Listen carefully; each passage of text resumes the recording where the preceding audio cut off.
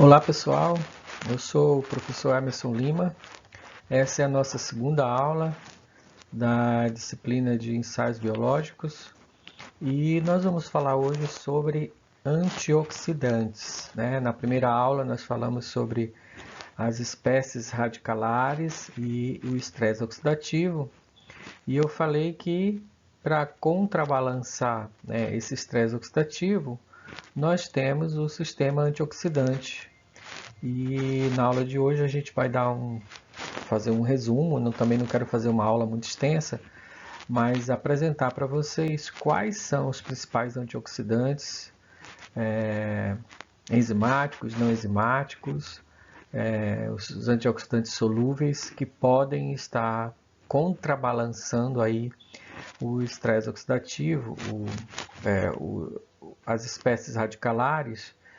E na terceira aula, que vai ser em seguida, a gente vai falar dos métodos propriamente ditos, né? Os ensaios biológicos que avaliam todo esse sistema, tanto o sistema oxidante quanto o sistema antioxidante. Então, como eu já falei, para eu poder equilibrar, né, o sistema oxidativo, eu tenho o sistema antioxidante, que é composto por sistema enzimático e não enzimático, ou seja, substâncias solúveis que estão presentes nos fluidos biológicos, capazes de inibir a formação ou até mesmo de estabilizar alguns daqueles radicais que nós vimos na primeira aula. Então, para a gente não se alongar muito, vamos direto ao que interessa, né? Quais são os antioxidantes mais conhecidos, né? Aqui, lógico, não estão todos, né? Não estão todas as enzimas, nem todos os antioxidantes solúveis, esses são os principais. Mas podemos dividir os antioxidantes aí em dois sistemas principais, né? O sistema enzimático e o sistema não enzimático, ou os antioxidantes solúveis. Nos sistemas enzimáticos, a gente destaca três enzimas principais: a superóxido dismutase, a glutationa peroxidase e a catalase. Outras enzimas podem atuar nesse sistema. A gente viu que a própria mieloperoxidase, né, ela pode ser ao mesmo tempo que ela pode ser um pró-oxidante, ela também pode ser um antioxidante, porque ela, na verdade, ela acaba bloqueando uma espécie reativa que é o peróxido de hidrogênio, né? Mas por si só também ela pode ser pró-oxidante porque ela forma uma outra espécie radicalar. A peroxidase de eosinófilos, a peroxidase de plaquetas e as proteínas de choque térmico. Essas enzimas são enzimas que elas atuam regulando, né, de certa forma, esse sistema antioxidantes. Muitas vezes elas podem agir como pró-oxidante ou como antioxidante, vai depender muito do sistema. E os antioxidantes solúveis, né, são aquelas substâncias capazes de inibir as espécies radicalares, né? Aí a gente tem os lipofílicos e os hidrofílicos, ou seja, aquelas substâncias que são mais solúveis em meio aquoso, aquelas substâncias que são mais solúveis em meio orgânico, né, meio lipídico. Vamos falar aqui dos hidrofílicos. Ácido ascórbico, que eu acho que todo mundo conhece, né, a vitamina C, o ácido úrico, a glutationa, a cisteína e a creatinina. Dos antioxidantes lipofílicos, né, tocoferóis, aí tem o representante que é a vitamina E, carotenoides, né, beta-caroteno, vitamina A, retinol, né, bilirrubinas, estrógenos e ubiquinona. Então, esses são exemplos de substâncias antioxidantes solúveis, mas elas sendo lipofílicas. O que são antioxidantes, né? Qual a definição de antioxidantes? Então, a gente tem aqui algumas definições. Já em 1985, né, uma definição criada foi que é um composto químico ou uma substância que inibe uma oxidação. Então, isso é um antioxidante. Depois, o Halliwell, né, que é o pai aí do estudo de radicais livres, ele diz que é uma substância que, quando presente numa baixa concentração, comparada àquela de um substrato oxidável, diminui significativamente ou inibe a oxidação daquele substrato. Então, essa talvez seja uma das melhores definições de antioxidantes, ou seja, ele precisa agir numa baixa concentração, uma concentração muito menor do que aquela do seu substrato, inibindo a oxidação daquele substrato, né? Então, isso é muito importante num sistema biológico. Uma outra definição são aqueles compostos que protegem os sistemas biológicos contra os danos, né, os efeitos potencialmente lesivos da oxidação excessiva. Também é uma boa definição, né? Aquilo que a gente já conversou. Os antioxidantes e os sistemas oxidantes, eles devem existir em equilíbrio, né? Os dois são necessários.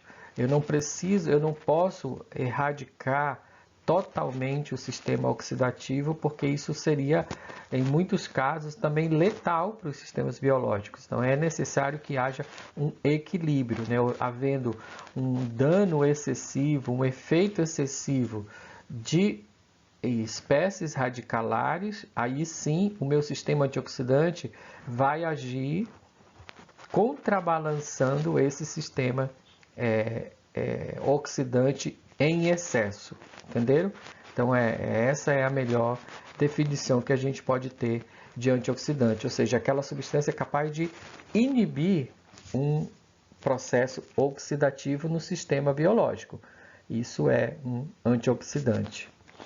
Isso é importante porque quando a gente falar na parte de métodos analíticos, ensaios, até mesmo ensaios biológicos, a gente vai falar de alguns ensaios que, na verdade, eles analisam um potencial redutor e não antioxidante, né?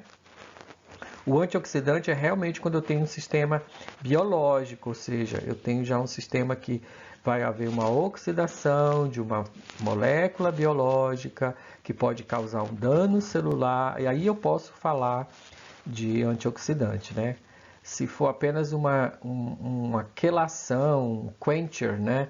Ou uma varredura de radicais, às vezes esse efeito ele é confundido com um efeito redutor, né? Que pode também se transformar num efeito antioxidante, tá? Mas é importante a gente saber diferenciar entre esses dois efeitos ou essas duas definições. Uma outra tabela importante que eu gostaria de mostrar para vocês é assim, para quem, por exemplo, é aluno de pós aí que está estudando sistemas biológicos, né, estudo de diagnóstico, por exemplo, eu posso dosar algumas substâncias no plasma e relacionar isso com a capacidade antioxidante, né? Então, olha só, os compostos antioxidantes no plasma humano, né, com capacidade antioxidante. Então aí está dividido entre os antioxidantes solúveis, né, e os antioxidantes lipossolúveis, né, hidrossolúveis e hidrossolúveis. Os antioxidantes hidrossolúveis, ó, a gente tem aqui como em maior concentração o ácido úrico, depois o ácido ascórbico, que é a vitamina C, né? Os tióis, não albumina, e a bilirrubina. Todos esses aqui, ó, podem ser medidos no plasma como marcadores de estresse oxidativo, né? Marcadores na verdade, da capacidade antioxidante. Aí vem os lipossolúveis, né? O mais abundante, a vitamina E, o biquinol, o beta-caroteno, licopeno e outros carotenoides. Então, essas substâncias são substâncias presentes no plasma que podem ser dosadas, né, por metodologias aí diversas. Algumas são mais simples, outras são mais complexas. E pode ser, por exemplo, um marcador do meu perfil antioxidante. Na aula de métodos, eu vou falar para vocês de um ensaio que pode medir a capacidade antioxidante total do plasma, que essa é uma outra forma também de avaliar essa minha resposta antioxidante plasmática, que é um método bem interessante, tá? Mas os antioxidantes principais do plasma são esses aí, tá? Como que esses antioxidantes agem, né, sobre os compostos radicalares? Eles agem, por exemplo, doando hidrogênio, doando elétrons, né, para aquele radical e assim o estabilizando. Eles agem quelando o oxigênio singlet. O oxigênio singlet é um radical específico, né, que a gente viu na aula passada. Então, existem antioxidantes que agem especificamente fazendo quencher, né, desse oxigênio singlet. Alguns antioxidantes agem quelando metais, porque os metais, principalmente os metais redutores, eles são importantes indutores, né, de radicais livres. A gente viu isso também na aula passada. Existem os antioxidantes enzimáticos que vão quebrar essas espécies radicalares, como por exemplo o peróxido de hidrogênio. E existem também os antioxidantes que atuam fazendo redução, né? São agentes redutores ou agentes varredores dessas espécies reativas. Então, dessa forma, é a forma de atuação dos principais antioxidantes.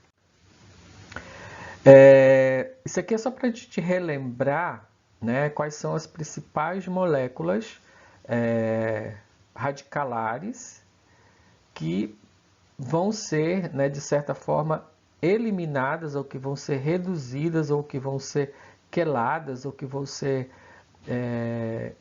inibidas pelo sistema antioxidante, né?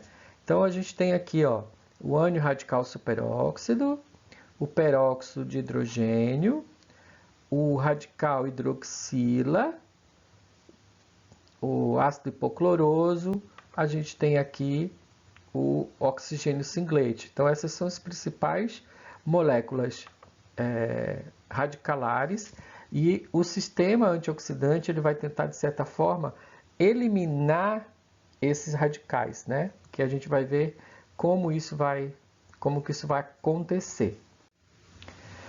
O primeiro sistema antioxidante, o primeiro sistema que eu falei lá no início é o sistema enzimático, né?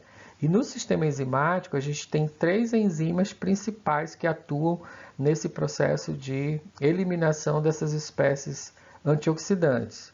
São elas, né? A superóxido dismutase, a glutationoperoxidase e a catalase.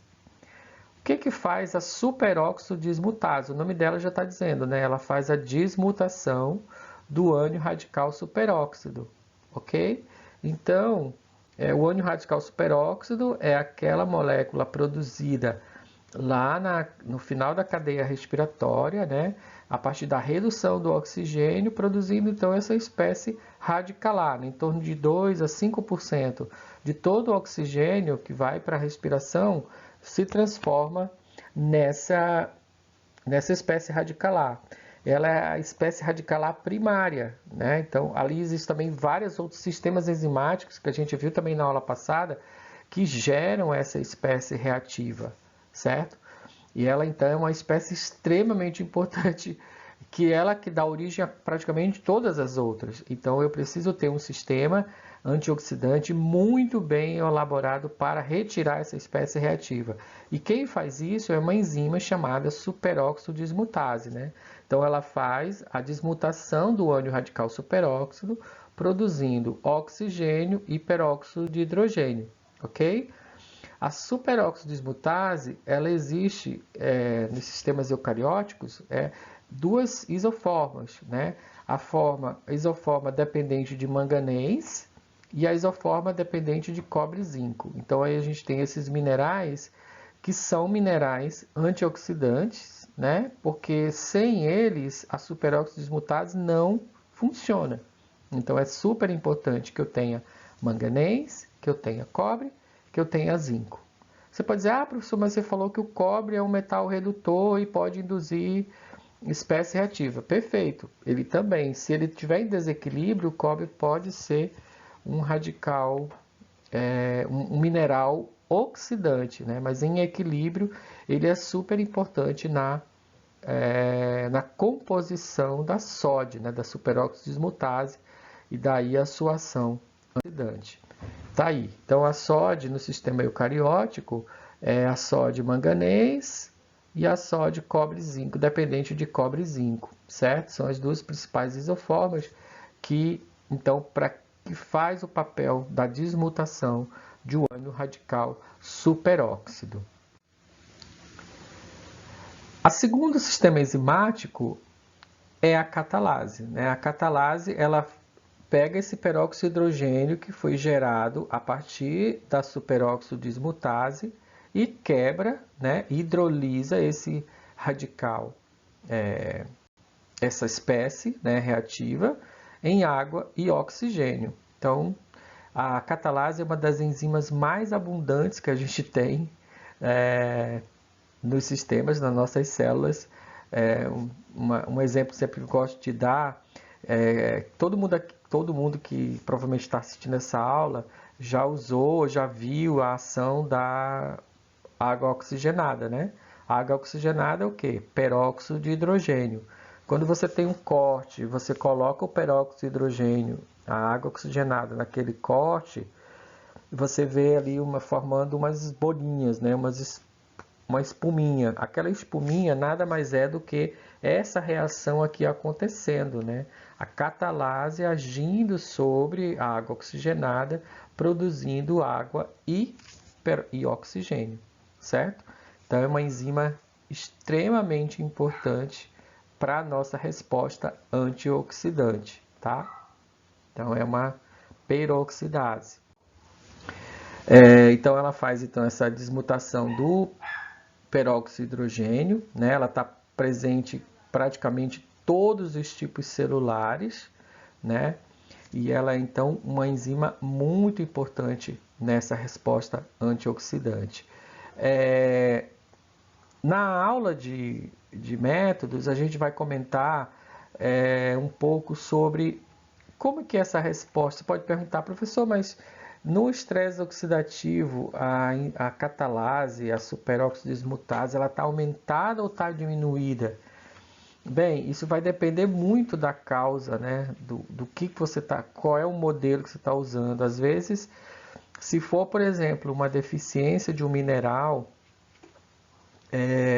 um cofator enzimático, aquela enzima está com atividade diminuída, né? Pode estar com atividade diminuída porque não tem o cofator, não tem o mineral ali para ajudar na sua atividade. Se for, por exemplo, um sistema em que eu estou induzindo uma resposta oxidante, às vezes a atividade da enzima está aumentada para contrabalançar aquele aumento do estresse que foi estimulado, certo? Então isso vai depender muito do meu sistema e de como o meu sistema está montado, tá bom? Uma terceira enzima, também extremamente importante nessas respostas antioxidantes, é a glutationa, o sistema glutationa, né? Que eu tenho o sistema glutationa peroxidase e a glutationa redutase. Elas atuam em conjunto, né? Quando uma age, forma a outra, e eu posso então estar medindo a atividade tanto da glutationa peroxidase quanto da glutationa redutase.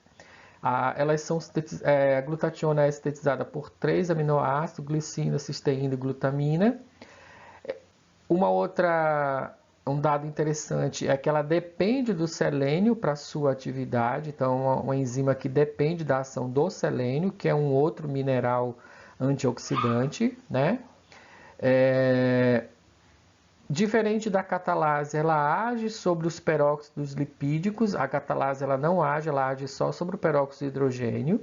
e a glutationa então vai agir sobre os peróxidos lipídicos. Então isso é super importante na proteção, por exemplo, das membranas celulares. É a única enzima que consegue fazer essa quebra dos peróxidos lipídicos. Então ela é super importante na manutenção da integridade celular.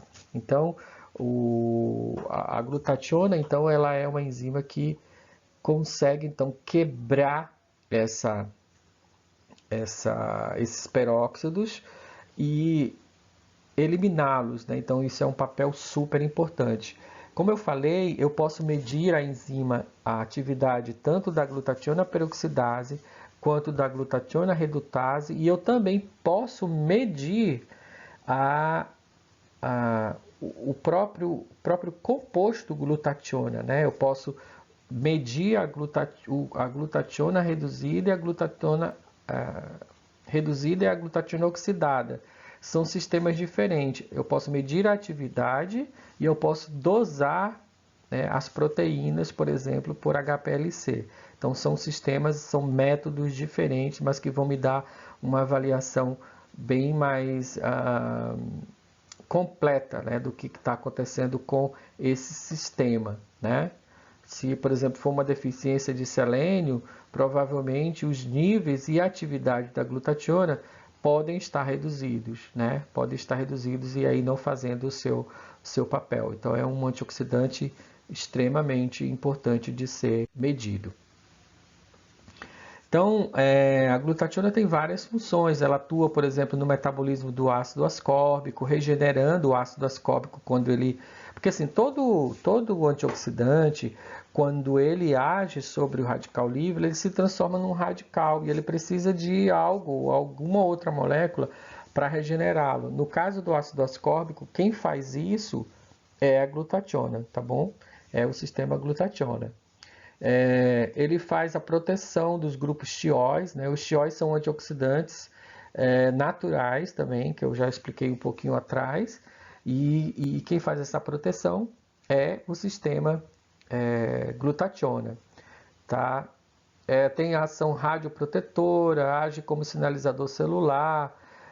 Então, assim, o sistema glutationa é um sistema extremamente eficaz, extremamente importante quando a gente fala de proteção antioxidante.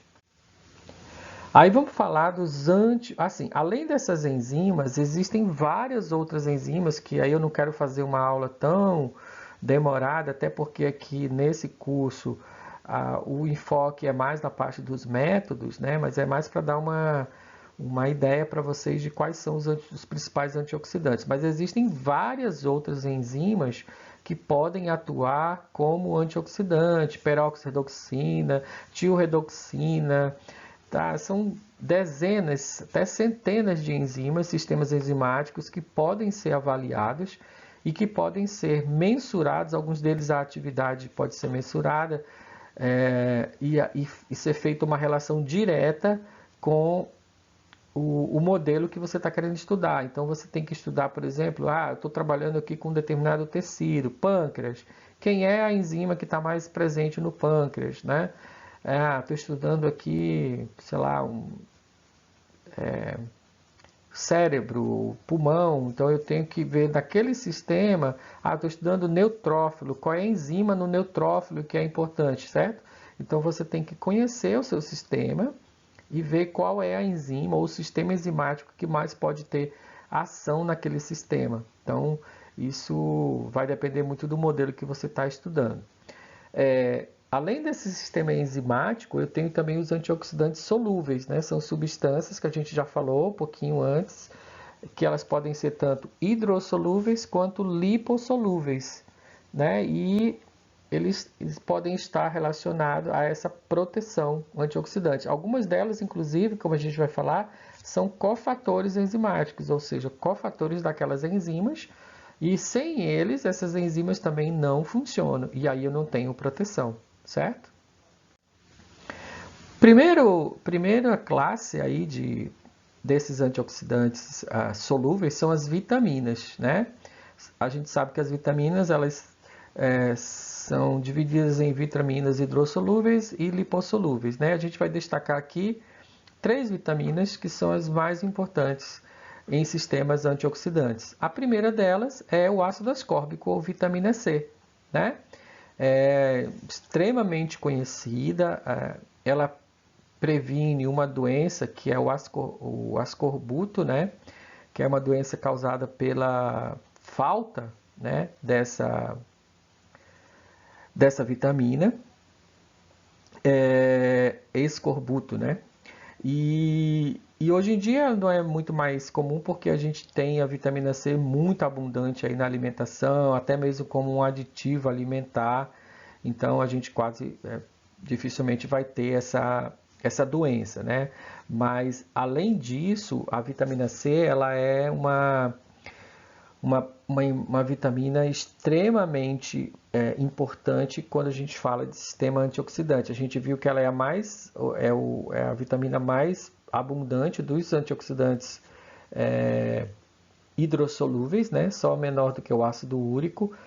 E ela está presente assim muito na alimentação humana moderna, né? Uma vez que ela até atua como um aditivo alimentar, você vai ver, por exemplo, sucos industrializados, outros alimentos industrializados têm a vitamina C como um aditivo.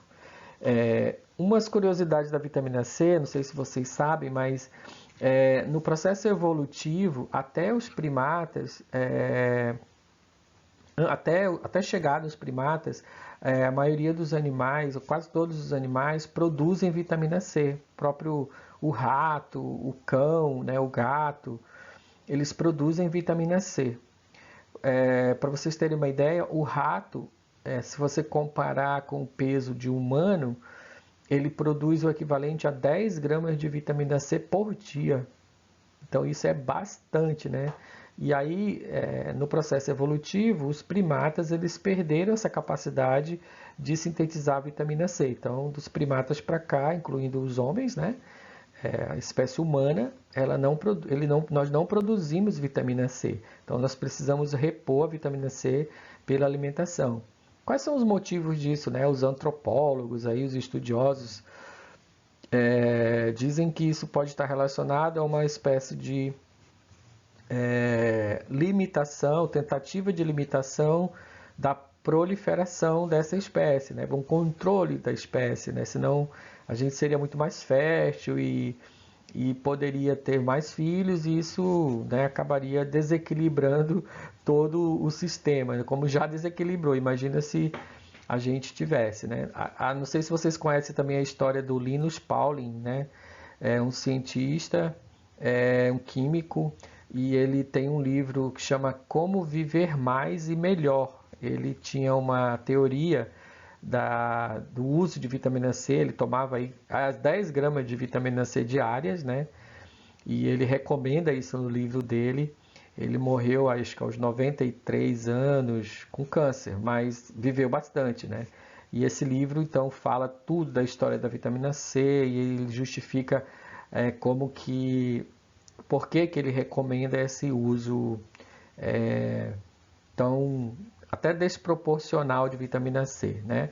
A dose recomendada de vitamina C pela OMS é em torno de 90 miligramas por dia, né? Sabe-se que doses acima desse valor acaba sendo eliminada pela urina, né?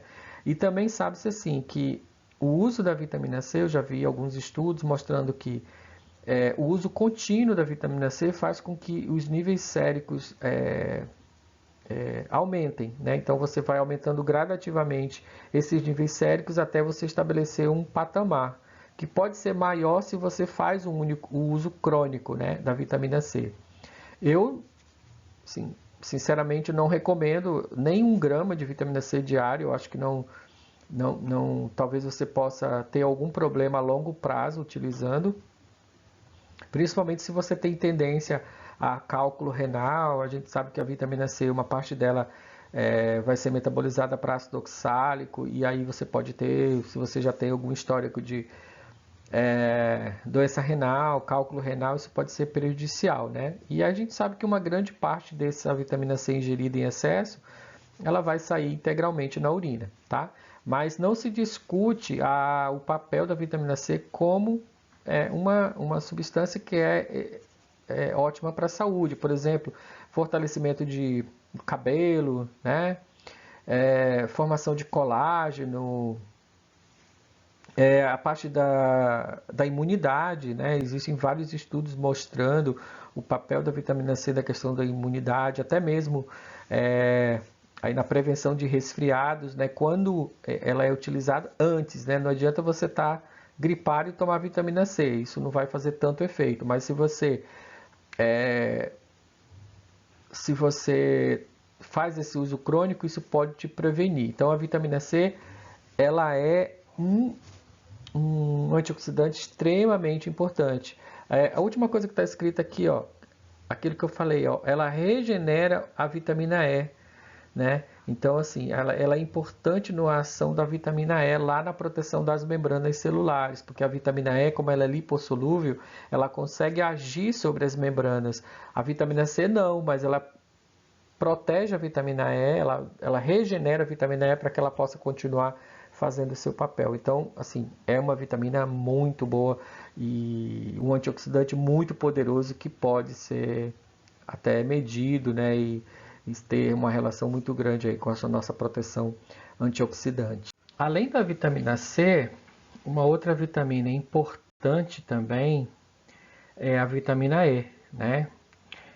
A vitamina E está no grupo aí dos tocoferóis, né, os tocotrienóis. Então é um grupo de substâncias que tem ação antioxidante, né? Ela é lipossolúvel, né? Armazenada no organismo por um período longo, né? Como todas as substâncias lipossolúveis, está presente em alimentos ricos em gorduras, né?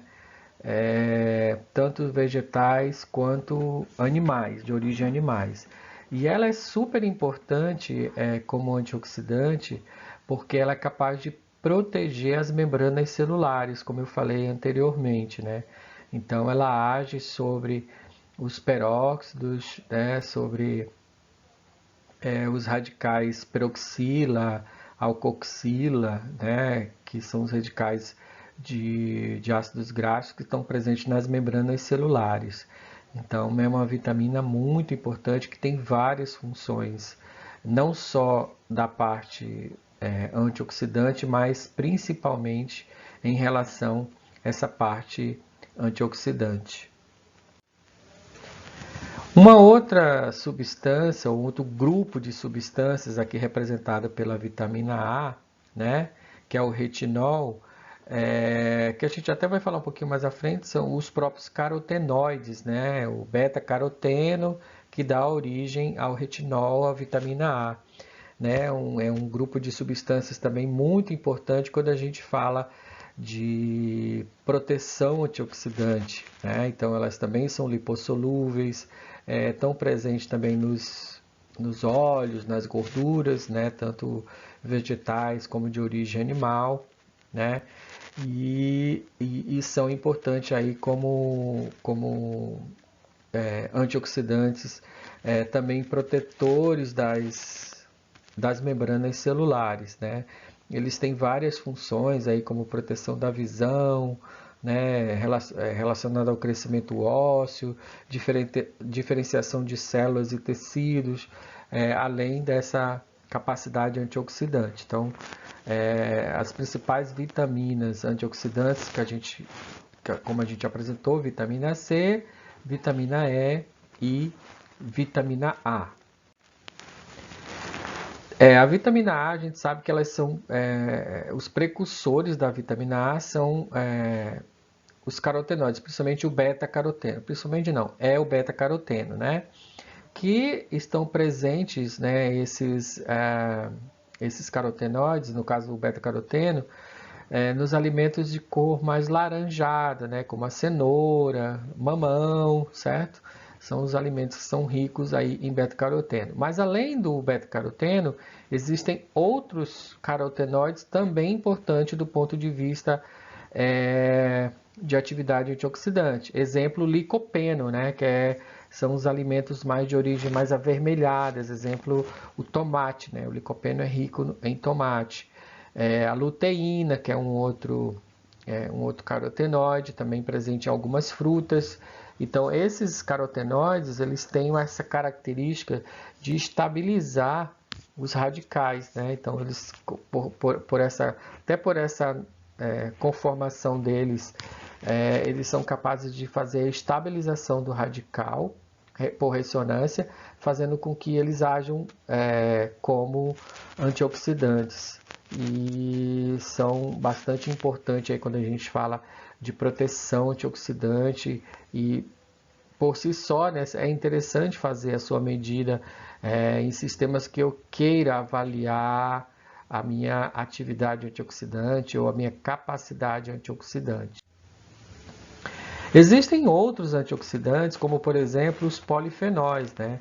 A gente aqui, eu estou aqui na Amazônia e a gente estuda muito, né? Polifenóis, a quercetina, que é da maçã, né? Rutina, também que está presente na maçã, resveratrol, que é do vinho, que está na casca da uva, né? Ácido gálico, ácido elágico, né? Catequinas. Então são exemplos de polifenóis. Esses polifenóis também eles têm essa capacidade de estabilizar os radicais nesses anéis, né, aromáticos, fazendo com que eles possam agir de forma muito boa como antioxidantes. Então, quando a gente estuda, por exemplo, produtos naturais, a primeira classe de compostos que a gente vai atrás é exatamente os polifenólicos, né? Porque a maioria deles, as plantas, né, têm polifenólicos em riqueza, né? E muitas das vezes, quando uma planta apresenta uma alta atividade antioxidante, o composto ou a classe de composto responsável por essa atividade é justamente os polifenólicos, né? Então, e assim, ainda existem polifenólicos que as plantas elas são muito eficientes em síntese, né? Então, às vezes, os fitoquímicos aí quando buscam substâncias novas, pode acontecer também de ter aí um polifenol novo, né, que seja responsável por essa atividade antioxidante, tá? Então, de uma forma geral, os polifenóis, eles são substâncias riquíssimas nessas propriedades antioxidantes. Outras substâncias, né, o estrogênio, o estradiol, a gente sabe, por exemplo, que a mulher, quando ela entra na menopausa, ela perde algumas propriedades benéficas, né, principalmente devido à presença do estrogênio, né, ela pode sofrer de osteoporose, aumenta o risco cardiovascular, isso está relacionado a exatamente essa proteção que o estrogênio dá para a mulher durante esse período de fertilidade, né, no período que ela está menstruando. Então, o estrogênio é uma outra substância sintetizada em vivo que pode também ser responsável por esse efeito, que tem atividade antioxidante em si, né?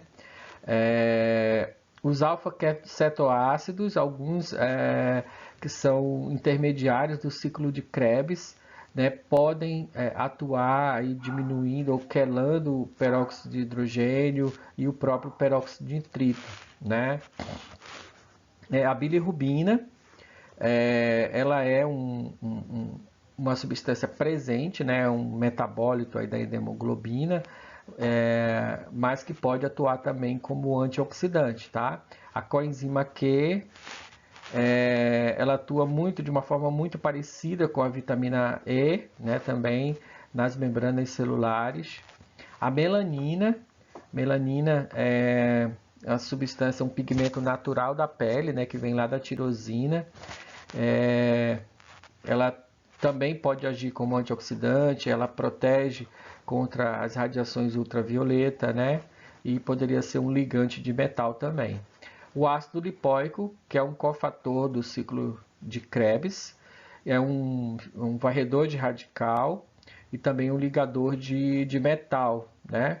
Então ele é uma substância antioxidante também conhecida, né? Se você procurar, você vai até achar ele como um suplemento alimentar também, né? Foi muito estudado há algum tempo, hoje não é tão mais falado, mas é uma substância que tem um papel já reconhecido aí como antioxidante.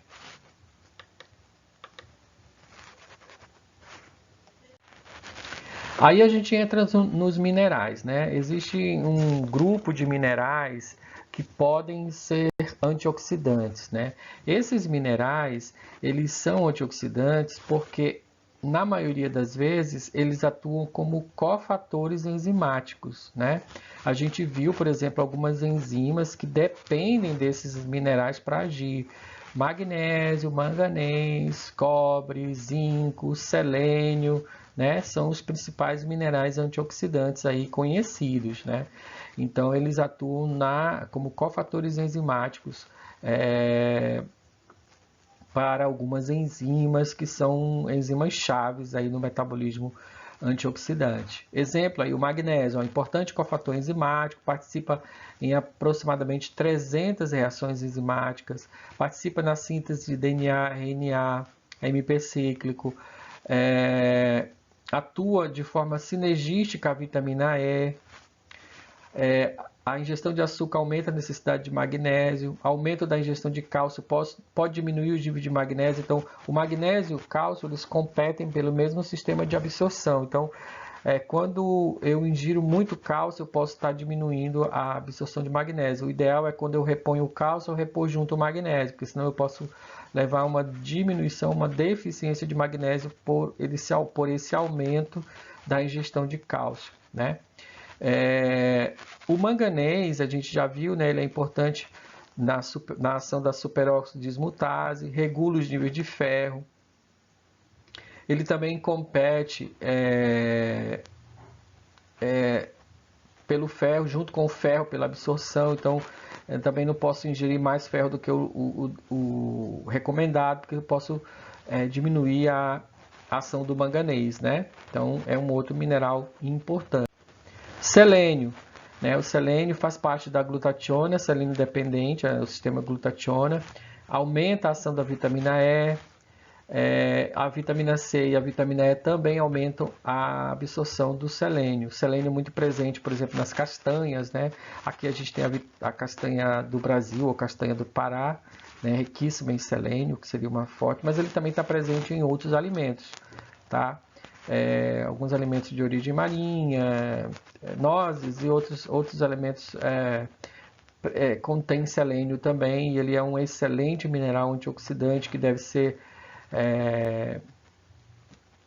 medido, né? Deve ser medido para você saber se você está com uma boa capacidade aí de antioxidante. Ele é considerado um dos minerais anti-estresse aí também. E ele também é importante na imunidade também, né? Tem alguns estudos relacionando ele com a imunidade, assim como o zinco, né? O zinco também é um mineral extremamente importante, também, por exemplo, na ação da superóxido dismutase, ele tem uma relação muito grande com a ação de células do sistema imune, por isso a sua relação direta com a imunidade. Então, ele atua de forma complementar ou sinergística com a vitamina A, então isso é bem conhecido também. Atua como detoxificante, desintoxicante, né, tanto de álcool quanto de CO2. Participa na ação da superóxido dismutase, a gente já comentou, né? É um antagonista do cobre e o aumento da ingestão de cálcio pode diminuir os níveis de zinco. Então, ele também compete com o cálcio pela absorção. Então, sempre tem uma atenção na questão dos níveis de cálcio, que pode estar inibindo a ação no magnésio, que a gente viu, né? E agora do zinco. Então, esses minerais são os minerais mais importantes, né? Que a gente falou. O cobre, o manganês, o selênio e o zinco, tá bom? Que são considerados, e o selênio, né, que são considerados os minerais anti-estresse. Então, se eu quero, por exemplo, fazer uma avaliação do meu sistema antioxidante, eu não posso deixar de estar medindo esses minerais, né? Então, existem técnicas que eu posso fazer a dosagem desses minerais, né? Cristalografia de raio-x, por exemplo, espectroscopia de absorção atômica, são métodos utilizados para avaliar esses minerais. Na aula de marcadores, a gente vai ver um teste que é o mineralograma do cabelo, e nesse teste a gente faz a dosagem dos minerais, né? Eu consigo identificar se aquele indivíduo está ou não com deficiência desses minerais, porque muitas vezes a minha resposta antioxidante está diminuída porque eu não tenho mineral para ser cofator das enzimas antioxidantes, certo? Então, se eu tiver uma nutrição deficiente nesses minerais, isso vai intercorrer em eu não ter a enzima para poder agir como um antioxidante no meu sistema biológico, certo? Então, é importante monitorar também a concentração desses minerais. Bem, essa é a nossa segunda aula. Obrigado a você que ficou até aqui, que acompanhou. Se tiver qualquer dúvida, você que não é meu aluno, que não está matriculado na disciplina, você pode me mandar um e-mail, também com comentários, com questões, e a gente responde assim que for possível. Obrigado.